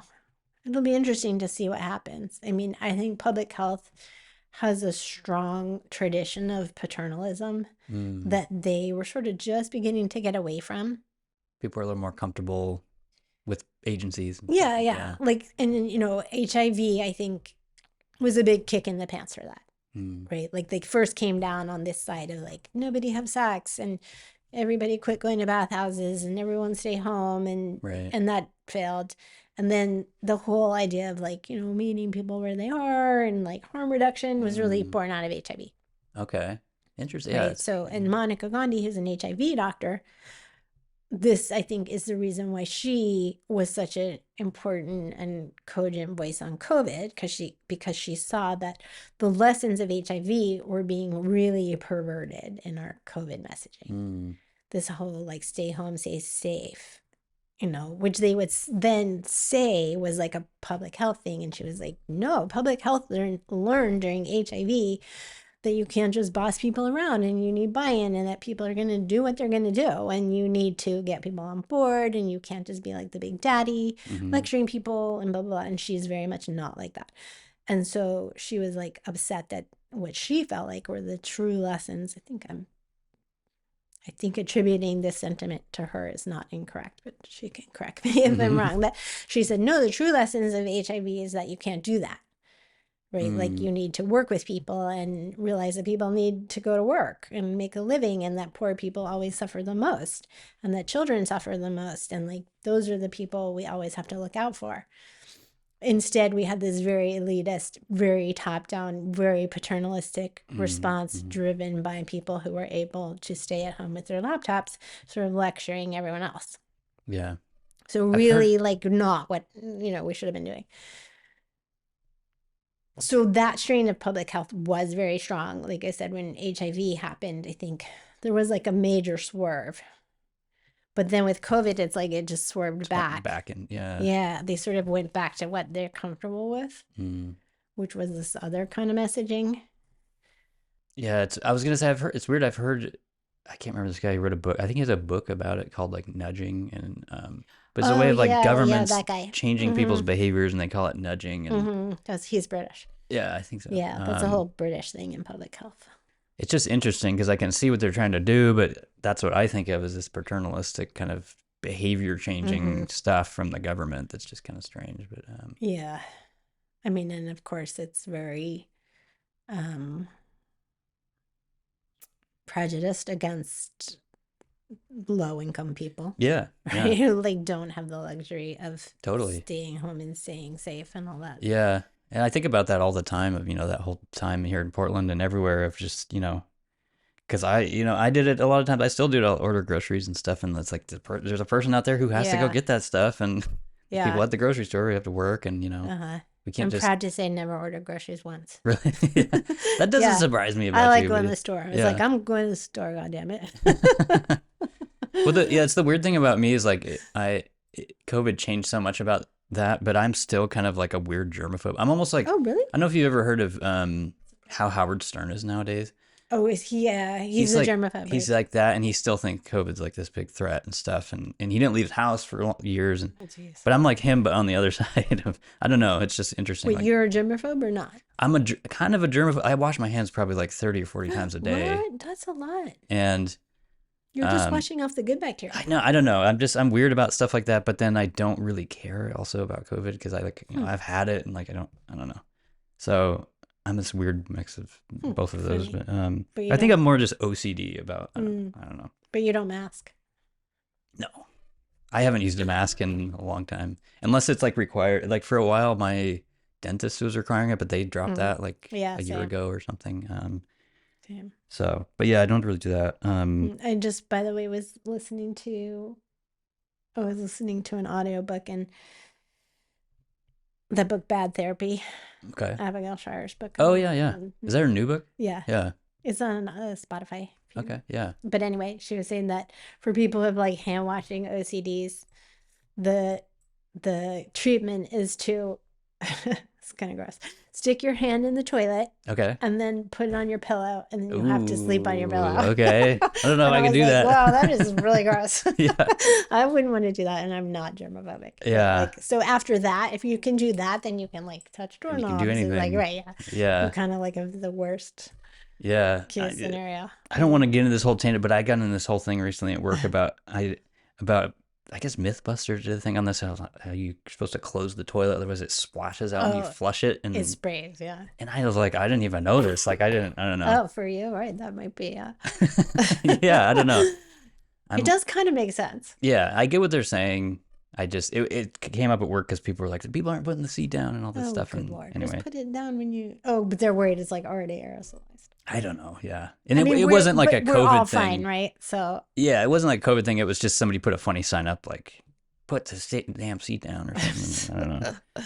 I wouldn't doubt that it aerosolizes. I have seen that before. Does Like it? Okay. people have, but also like everyone's fine. So is that really a problem? Yeah, yeah. I just was telling him, I was like, I wasn't raised like that, I guess. I don't know. Like, I just don't care about that. But,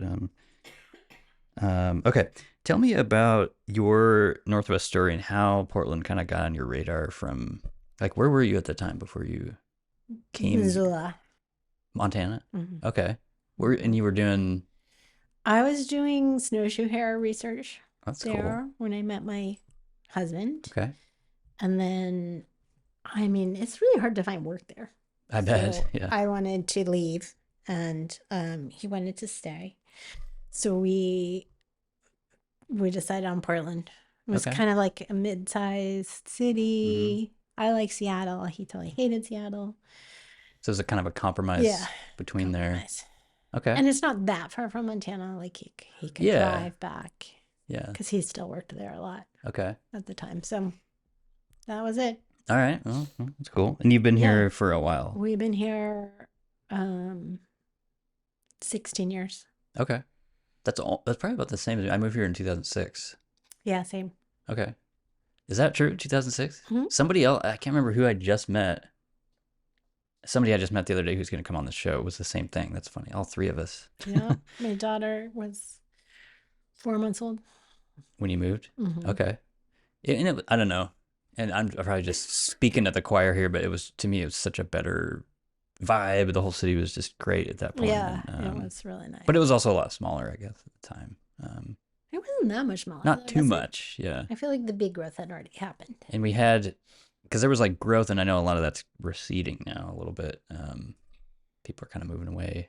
I think we have a net negative as far as the city. Yeah, It's not like a although huge a lot of decrease. them have moved to Washington County Yeah, or Clark County. Clark County. Yeah, like they're not really going all that far. Mm-hmm.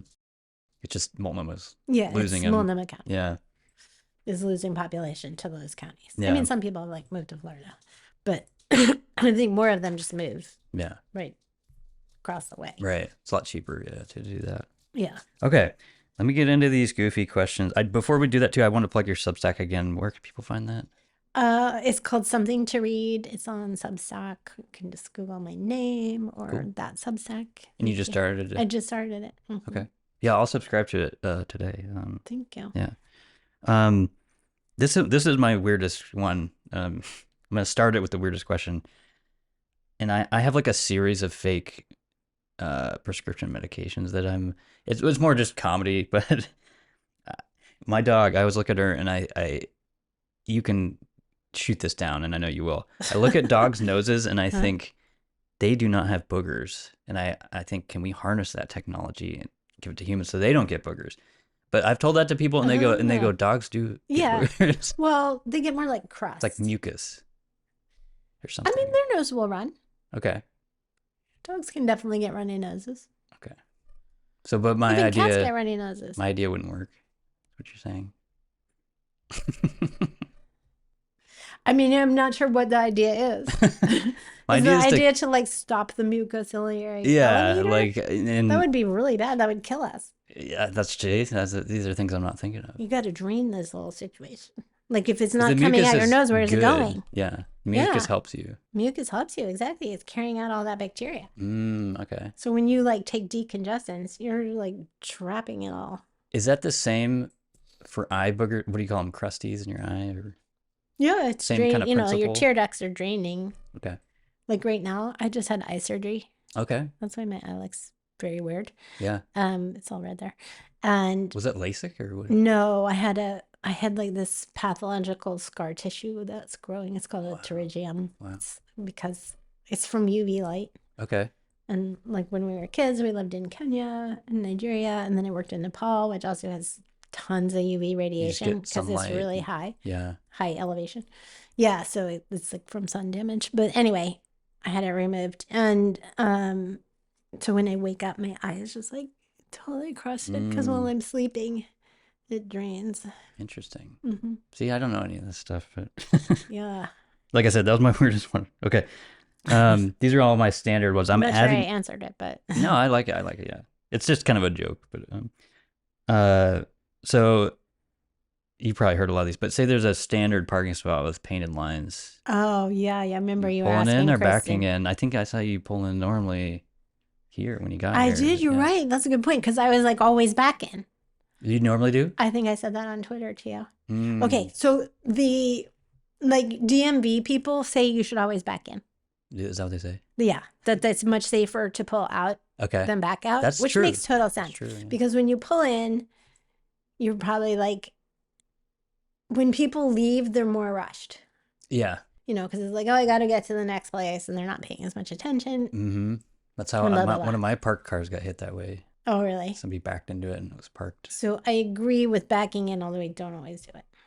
And I was just thinking I agree with you for the other reason of this happened a lot when I was for the news. People would be parked normally in a spot like that, usually older people, but they would hit the gas instead of the reverse and go through into the store or something. And we have a family friend who was hit in an underground parking garage by this old person who stepped on the gas, like didn't realize they were in drive or whatever, right? You know, and like gunned it and ran him down. Jeez. And he was really badly hurt, and then he died. Jeez. I mean, he had like multiple surgeries and all these Hospitalized and all that. Yeah. fractures, and then he was in a wheelchair, and I mean, never Jeez. recovered. Well, that's probably the strongest argument for that kind of parking. Right? Um, The other reason to do it is like what my daughter does, and I have been known to do it, is you pull in, you don't back in, and then you don't remember that there's one of those things.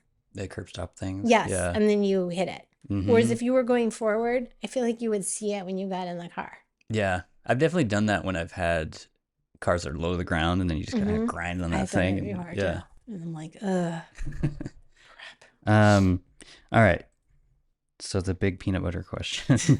Oh, you guys are really off the mark with this. I know. whole Well, peanut butter thing. I've had a couple guests recently who basically do what you do, and they Stir like the and oil. refrigerate it. They like the oil, and they like not crunchy. Is that kind of I like crunchy, but the Kirkland doesn't make the crunchy organic. Okay. But no, I don't want the oil to just sit there. You stir it up Mm-hmm. and then you put it in the fridge. You get it all one consistent Yeah. thing. And it doesn't come out again. It doesn't separate if it's in the fridge. Yeah. This is like such a no-brainer. I And know. then Kristen said she doesn't like cold peanut butter. I know. Why not? What is the difference? You have cold butter. You have cold... I do think the that's funny. I have a butter question, but I do think in the fridge is a little weird, but It's not weird. but I don't want the oil to be on the top. but I do think it's also weird what she was saying about how apparently she was like spilling it out of the thing. Oh, and it I'm is like, a I don't little know tricky. how you No, it is. You It stir 'em too splashes hard. over. Yes, stirring think too she's hard or stirring with too a knife that's not long enough to reach the bottom. Yeah. Okay, here's the life hack. Okay. Before you... I'm going to demonstrate. Okay. When you were getting ready to turn, mix your peanut butter. Okay. You do this, so the oil goes yeah, down Yeah. for like an hour, and then you turn it over, and then the oil's already down there. It's like a gravity drip kind of thing. Yeah. And then you stir, and it's not like all right at the top. Because Okay. I have had the situation she's talking about where it kind of splashes out, and it is kind of annoying. And I've been asking people, was it, I don't remember the no stir kind of even being a thing when I was a kid. Do you remember when that? I think there was like no stir Jif. Okay. It's been around. Yeah. Okay. But now that's what palm oil's for, right? Yeah. I know that's palm oil did all that. Palm oil's terrible. And I've heard horrible things about it. Yeah. I've heard people in like South Asia and saying like that's where they get it and they'll mine all these trees they cut and all stuff. the trees, and, And they've also like cut down all this native forest to plant more palms. These like certain kind of palms that have the oil. Well, that you can thank me for that. No. And they're killing the little orangutans. Because they live in the trees and stuff. And yeah. Very sad. Well, I got to get my peanut butter. No. Screw those orangutans. So let's say you're getting ice cream somewhere. Do you go, sorry, my dog's running around. Do you get waffle cone, regular cone, cup? Regular cone. Okay. Yeah. Waffle cone is too big a commitment. Mm-hmm. Also, I am frugal and I don't want to pay for a waffle That's true. The regular cone's like $1 or something Yeah, like that. they're great. Never a cup. I just, as I get older, I move away from the cone because I don't want it to drip. And it almost Well, always it's not gonna drips. drip, just clean it up. Yeah. You gotta be on it. You gotta like watch it. Yeah. Or you could only eat ice cream around my mother. Okay. Because when we were kids, we'd always get cones, and then my mother would not get a cone. Mm-hmm. She'd be like, "No, I don't need anything." And then she'd say, "Let me clean up your cone," because it would be dripping. And then she'd give it back to you with just this little nubbin of ice cream left. Wow. Okay. Yeah. And we were always like, She's What? yeah, she's kind of siphoning the ice cream yeah, away. yeah. She would clean it up, and she'd get the ball part just down to where it like fit in the cone. Mm-hmm. That's kind of the sweet spot of the cone when you get there, and then there's no drip at that point. Right. But her excuse was always like, "I'll clean it up so it's not dripping." Yeah. We didn't realize till we were older what a total scam that was. You've been ripped off. Yeah. Yeah. I'm going to sue for parental Yeah. maltreatment. This is the first time I've ever asked this one on the show. At least I've asked it in my work. But which fruit do you think you could throw the farthest? That's a complicated physics question. Because if it's too heavy, I'm not going to be able to throw it. Everyone Me seems- personally, like if a Yeah, you. a weightlifter type person, You're not a shot putting. I'm okay. I would say like if somebody's stronger than me, a cantaloupe. I like that. But Okay. I'm Yeah. really weak Yeah. in my upper body because I walk. So for you, it'd So be for me, it's probably like a grapefruit. A grapefruit. Okay. Something I with haven't a heard that little one yet. heft. Yeah. Why? What do you think it is? Most people kind of eventually get to like lemon, Lemon? Oh, or really? there's a lot of debate between the orange and the apple. And I actually learned that apple's way more than an orange, which I wouldn't think is the case on an Because average it's kind of hard? thing. Because it has less like air friction? I wonder why. I guess I don't know. I thought that an orange would be heavier, but I have the weird opinion of a banana. I think I What? can kind No of use the way. spin to like Like a football. uh Okay, question for you. more Can like a someone throw a boomerang. football farther than a baseball? Like, is the throwing record? I would think a baseball would. I don't know. That's a good question though. I would think a baseball. But maybe you're right. Maybe that spiral like helps it cut through the Could air. could be. I was thinking more the bananas going like this, and that the I Mm, don't know if that's centrifugal force, but the it like keeps it moving forward. I'm probably wrong about I don't this, think but that's true. yeah. I don't think so at all. But it Um, could be like an oval, like a football has less drag yeah, than a because baseball. you do have to think about air resistance and all that Yeah. stuff. Yeah. Like why are you supposed to spiral a football? Like Well, why is that important? yeah. I mean, I think it's aerodynamic, and also it's probably easier to target receivers that way. More But accuracy. yeah, but yeah, I think it does help with aerodynamics. I think I don't know. That's not a fruit though. I'm just kidding. I know, but I'm just saying, like, oh, on your No, I know. I reasoning, know. like a fruit, like a lemon, because it's kind of ovoid. Yeah, I see. Yeah, I But know. no, it's too little. But you're going with I'm grapefruit. still going. I'm gonna go with grapefruit. Okay. I'm gonna ask my partner, who's an engineer. Yeah, I want to hear about that. Yeah, Tweet at me or something and get I back to me. will. Yeah, He likes that kind of question. because yeah, I'll trust his Yeah, judgment. we had like a little bit of a like. I mean, we were not arguing, like we weren't mad at each other, but we had a little debate last night over whether socks can actually provide cushion when you're running. He was Okay, like, no, that's bullshit. Like, think about the weight of your body coming down and it's just onto too the pavement. Yes. insignificant to. Yes. What could a sock possibly do? Right? Like, I sure, a see his shoe. argument. I guess yeah. Yeah. And then I started looking on all these like running sites Hmm. about whether socks can provide cushion. And then one of them did explain that the sock has three functions: cushion, to lessen impact. And he was like, no, no, no. To lessen shear, Okay. which he agreed with. And the third was to lessen the pressure of gravity. So, like Mm, the upward force, not right. the downward Coming force. back up. He said, he was like, shear and pressure, yes, impact, no. Mm, And I have no idea how we'll ever solve that question. that's a good question though. I was thinking, what about the age old? I flipped at some point, but at some point I started wearing socks when I sleep, and a lot of people hate No, that. Yeah. what? And in the summer, Crazy I think in the talk. summer I don't, but in the Oh, winter I that makes me do. sick. Most people don't do it, The but yeah. thought of a sock on a blanket makes me sick. Okay. Yeah, I don't know. At one point I started doing that, but Why? Were I'm you I'm a cold? minority in that, You I are a think. big Yeah. minority. Um, I'm also the type of person. Oh my God, this is probably too much, but I, TMI. when I get into somebody's house and it's a shoes off house, I'm like, what's going on here? Because I'm What? not only a shoe collector, but I just think it's so weird to ask somebody to take their shoes off. Like, what if I did that to you when you were doing the show? Wouldn't No, that be I would love it weird? because I'm a shoes off house. Okay. I think I almost out. I was like, well, he's I wearing know his shoes. people see mine and they think it is, but I'm just the type of people. I want people to be comfortable, and I also like I appreciate the fashion choice that people pick the Right. shoes That's the and best like argument against. Like your shoes are part of your outfit. yeah, And so you're like part of your stripping comfort away and part of everything. their outfit. Yeah. If somebody was like, no, I don't want to, I'd be fine. I wouldn't be like, you Mhm. can't come in. And that's where the compromise I like to see, because like my sisters and some of my family, they'll do that and they're like, you can leave them on. And I'm just like, okay, I'm gonna do that then because Yeah. But I really, really, really don't prefer it. yeah. And I understand some people have carpets and stuff, and I have it's a lot of carpets. yeah. It's also because I mean I've spent a lot of time in Asia. Oh yeah, and they I do mean, that. Yeah. oh, you can't wear shoes. Yeah. I mean Nepal, India, Hmm. anywhere in East Asia.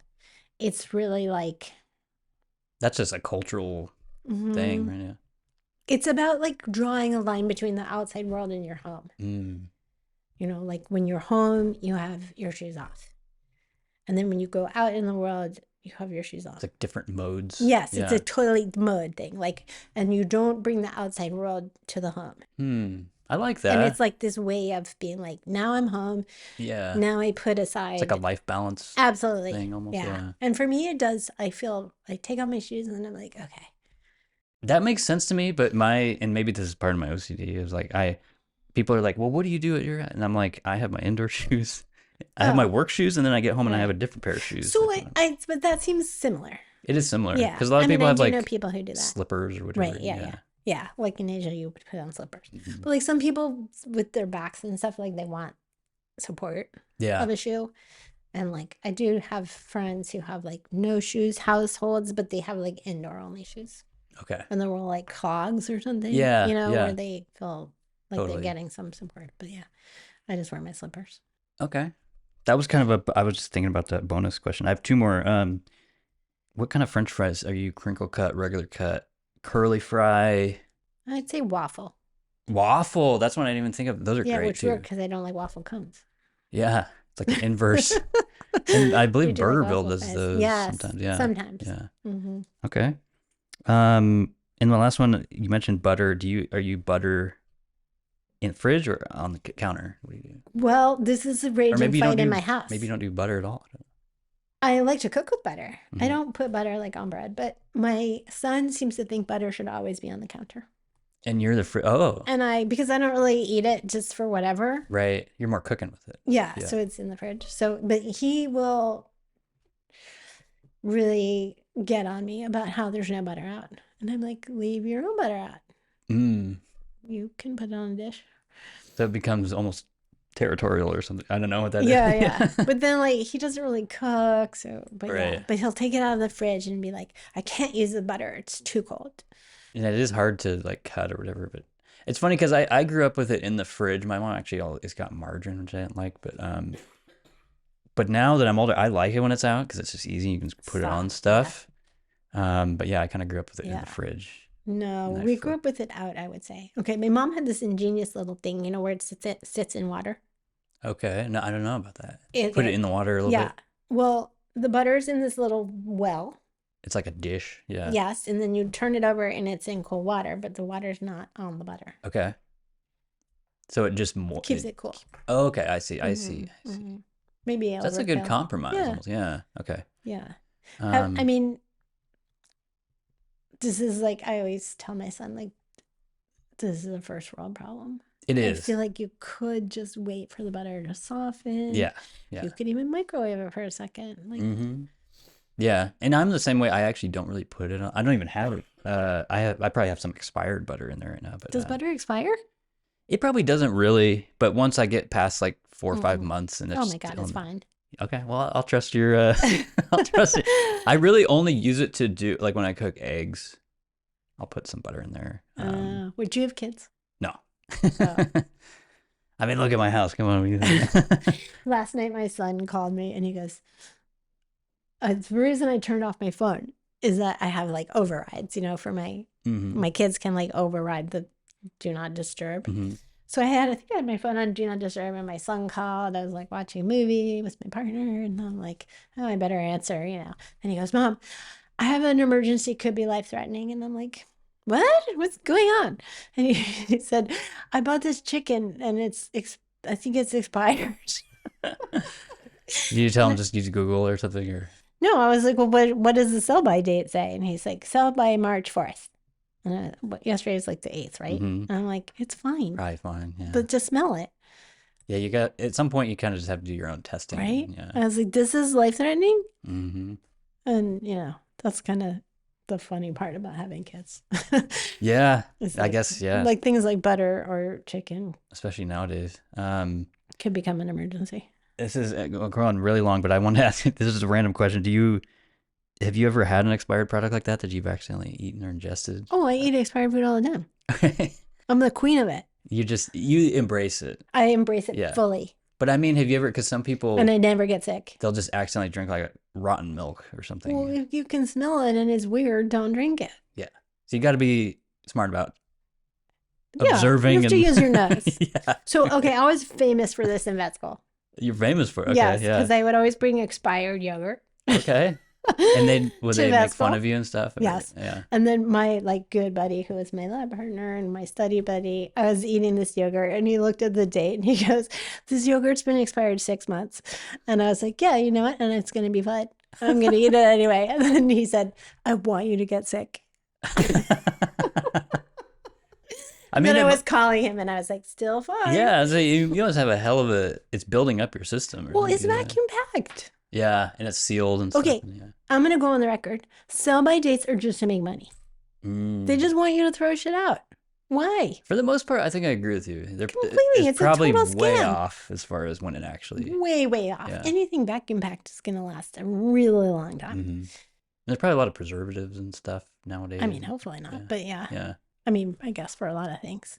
I mean, sell-by dates for meat, I would be a little more careful. Yeah, meat. I was thinking it's weird how bread, I don't really buy bread anymore, but so much of this, that loaf bread. Oh, yeah. It's amazing how it never, it's never goes moldy. It's really scary. Yeah. Do you know that there's a McDonald's burger in... Oh, the 10-year-old one or whatever? Oh, it's like more, at least, yeah. I think it's in Finland or Denmark. I don't know. Yeah, I think I know what you're talking about, though. I always showed my class a video of it because we would talk about like the obesity pandemic and how did we get here and blah, blah, blah. And I want to say it's in Denmark because they kicked out McDonald's. Really? Oh, I didn't know that. Okay. From the whole country. Like they're not allowed to operate there. Right. Yeah. And they took the last burger that came off the line and put it in this little plexiglass box, and it's at this bus station. And it's still hasn't molded. Edible? Yeah, it's like... I mean, I don't know if it's edible, but yeah, it doesn't have visible mold. Yeah. No, okay, it's in a little plexiglass thing. And they probably like sucked out the air, but... It's just wild. It's really crazy. And it's and funny. You can go and look at it. I'm probably the worst offender of this, but it's like, I don't know. I exercise every day and I've done that for many, many years, but I do eat a lot of processed food. So it's hard. It's a balance, but I know processed food is like the worst thing for you. Wait, so you're a germaphobe who eats processed food? I am, yeah. And I know those fast food restaurants are filthy. A divide. Yeah. I mean, I don't know how filthy they are, but like, I think as far as your overall health. Yeah. It's a weird mix for sure. It's hard to cook for yourself every day though. It is. Yeah. And it's something I'm genuinely not interested in, which is kind of, a lot of people like cooking. I don't really like cooking that much, except when I make biscuits and mustard, which I've mentioned in the show. Biscuits and mustard? I mentioned that to Lisa from Mothers, and she was just like, okay, whatever. Anyway. Yeah. Is there anything else you want to talk about? Is there anything bugging you that you want to bring up before we wrap it up here? I mean, there's always a lot bugging me, but yeah. No, we'll see. I guess waiting to see whether Portland's getting back on track. We shall see. There's some signs of life. Yeah, it's a big election year. Yeah. Yeah, no, that's about it. Cool. Well, yeah, thanks for coming by. This is really fun. Thanks for having me. Conversation. Sorry, my voice sounds kind of funny. It's kind of a cold. Oh no, yeah, I hope you recover, and seem like you're doing okay right now. But I hope you continue to fine. I'm on better. The upswing. Yeah. Thanks to this whole situation. Yeah. Yeah. You don't want to get rid of that. Yeah. Well, yeah. Thanks for coming, and we'll do it again sometime. Hopefully. Yeah. Yeah. Thank you.